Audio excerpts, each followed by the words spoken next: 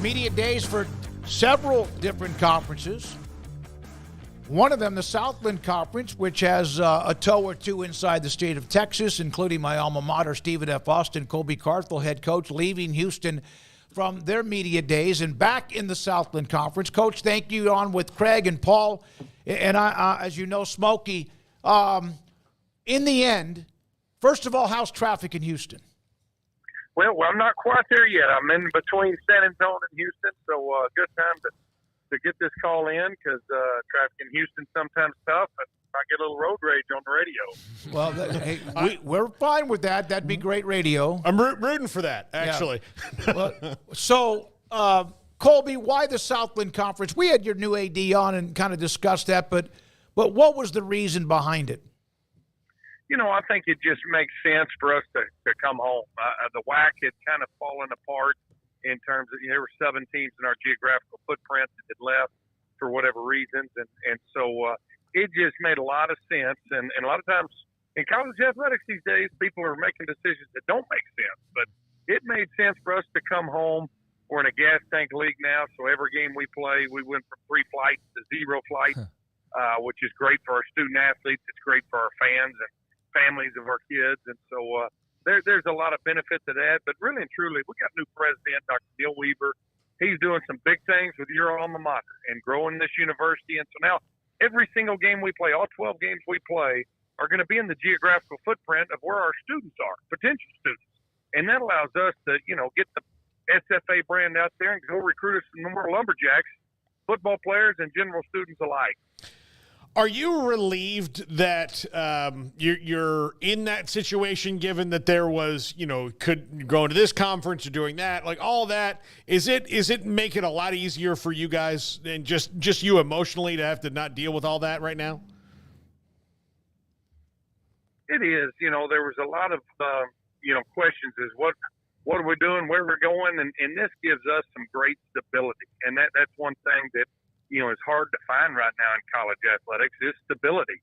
And we're in probably the most stable conference, maybe in FCS, and for sure the conference that geographically makes the most sense, maybe at any level. I don't know that there's a better footprint of an overall conference than the Southland Conference right now for all sports. And so that's good for us. It's good for our programs, good for our university, and again, really good for the student athletes. And that's what we all have a job for. And so now when we play on the road, we've got some people that are able to travel with us, and parents and family and friends are able to catch games that they wouldn't normally do when we're playing all over the country. Colby, what's the offseason been like for SFA football, and how quickly did it go by to all of a sudden look up and see, hey, we're going to media days. It's time to start, getting the drums going and getting the promotion going for this upcoming season? It's been a great off season. We didn't have the year we wanted to last year. We ended up 3-8, and that's really the first losing season I've had. Where we just didn't finish games and didn't stop on one drive or didn't punch it in on another. And 5 games that ended up that way. That's the difference between 3-8 and 8-3. But our guys really, bought in. We only had one player leave, underclassman in the portal, and he didn't even play a snap last fall. So that. I think our culture is right in the locker room, and then our kids embrace that East Texas stuff, kind of get back to who we are, kind of that red dirt mindset. And I was very impressed with them this offseason. We added a new offensive coordinator.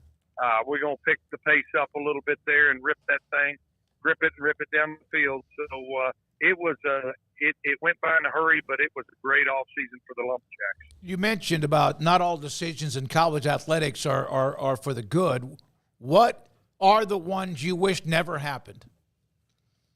I wish they would put some parameters on how much damage it's doing to kids graduating. I'm a firm believer.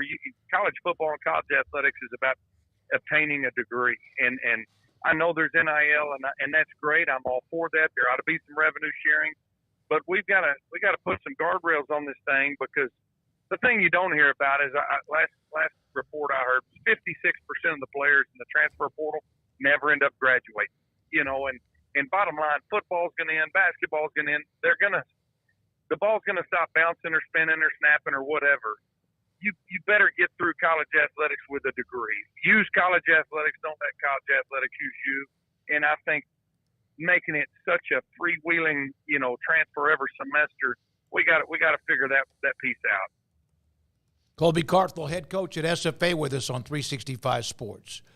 Colby, what about the future of the FCS schools? What about the future of those in the Southland Conference or your school or others? Even the FBS, the group of five, as some people don't like to be called, but that's kind of right now a part of that chunk of teams. As everything grows bigger, faster, stronger, are you concerned about where it's going and where your school or your conference will be when it comes to trying to win a national title? I'm not really. I'm ready for it to, speed up and get to where it's going. I think the Power 4, and some people say the Power 2, but, when they decide to take their ball and go home, the sooner the better, in my opinion. And now the rest of us,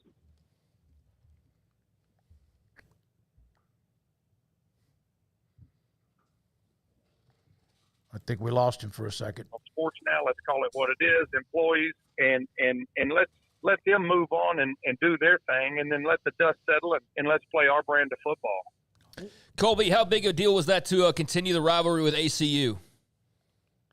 Oh, the ACU game is a big one for us, to have an in-state rival like that. We've had some great games over the last, 4 or 5 years since I've been here, and really developed a good rivalry with those guys. Coach Patterson does a great job with that program. It's good people involved with that school. So we were tickled to death to pick that series back up. They'll be at our place this year, and we'll head out to Abilene next year. You mentioned that you don't lose a lot, and you did, and you mentioned kind of what happened. How hard was that on you? To keep the guys, or the ones we lost a few years ago? I'm talking about wins and losses, that you don't have many teams, that you don't have too many losing records on your career resume. What was that like? Well, it was different, and the way I see it, it's only a losing season if you don't learn from it, and we did learn some lessons, and like I say, I was a little bit slow to embrace the portal, as a head coach, and, but you can't just have people taking and never adding. And so this year we got pretty aggressive with it. We're still going to base and build our program on high school players from the great state of Texas. You're going to cut them open, they bleed purple. But we went out and really improved our roster here during the month of May. We got 3 guys from Baylor, as a matter of fact, right there in your neck of the woods. And so some guys that have played and produced there that I think will be able to make us a big hand as well. So, losing it is what it is. It's your first chance to learn and grow and turn failures into positives, which I think this fall you'll see the Lumberjacks do that. Colby, who are some of the players that you'd like to highlight? Obviously, not trying to ignore anybody, but who are some of the guys that people are going to, you think, get to know and know pretty well this season? And what's just sort of the messaging been like in terms of the team and getting ready for this year? Ryan, I think we've got a big-time running back room that's going to have a big year. Jarrell Wembley's our returning starter. Anthony Williams was the male athlete of the year at SFA. And then we added Quaylen Jones, who transferred in from Baylor. That's going to be a big group with a big year. I think Jordan Neighbors, who transferred in from Baylor as well, has got a chance, what I've seen from him so far this summer, to have an impact in our vertical passing game. Defensively, I think we've got a really talented secondary. Jeremiah Walker, Bruce Harmon, 2 preseason, accolade guys that are NFL prospects, both have their degree and chose to come back. And then come back. And then Ed Bobineau is a big-time defensive tackle out of Huntsville that was a first-team all-conference player last year, and I expect him to have a big year as well for the Lumberjacks. So how many of your players at your level at SFA, how many of the schools, if you have somebody that stands out, is being tampered with? Woo! Just about every one of those guys I just talked to. In fact, one of them, I won't even name him because I don't want the pressure on him, but it's a position that's highly recruited, so you can kind of figure that out. But I mean, it's the Wild Wild West. He had a plainclothes coach go to his home and find his mom and offer her $40,000 cash and $150 in the transfer if he gets in the portal in terms of NIL. And so it goes on. It's unfortunate, it's disgusting, and but But I think we've got a pretty good culture here. These guys communicate with me. I try to help them out all I can. I mean, I don't have that kind of money, but our NIL is the way it's supposed to be. It's a reward. We don't recruit with it. We reward with it. And guys that stay, we use it for retention more so than anything else. And so guys that do right on the field, help us win football games, but also take care of their business in the classroom, in the community, those are the guys that are getting some NIL help. And that's the way this whole thing should have been. But money corrupts. And unfortunately, you've seen that across college athletics. I want to clarify what you said. You said that a coach offered the player $40,000 and then promised $150,000 in NIL if he was to enroll at that specific school? Yes, sir. So $40,000 cash to his mom, not to him. Okay, so but, I mean, they're working the mom to get to him. We've had Jeff Traylor on, G.J. Kinney on, Eric Morris on from UNT as well. And we've asked this question before. If, in fact, there's, like, evidence of tampering, is there enough tampering going both ways that nobody will ever turn somebody else in? Well, it's just a matter of the NCAA is toothless right now. I mean, it's, the guy that leads the SEC, that's who leads college athletics, in my opinion, Greg Sankey. But, okay, I've got hard evidence, proof of tampering. I can turn that in, and the NCAA will get to that in about 4 or 5 years. That they're just understaffed, they're underfunded, they don't want to get sued, so they're not messing with it. So unethical people are doing unethical things to gain an advantage, and so it's happening, and we've got to deal with it. You've got to work out in front of it. You've got to educate your players, and the guys got to make decisions. And again, it comes down to a maturity level and what are you playing for and what is your end game in college.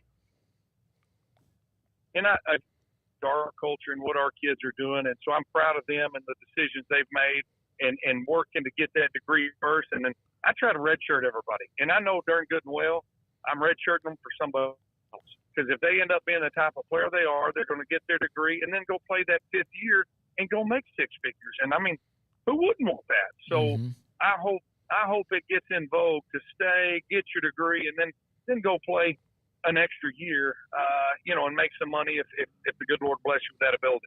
Colby, drive safely. Thanks for your time. I appreciate it. Thank you, guys. Have a good one. You too. Colby Carthel, head coach at SFA. $40,000 to the mother, $150,000 NIL to the player if he transferred to said school.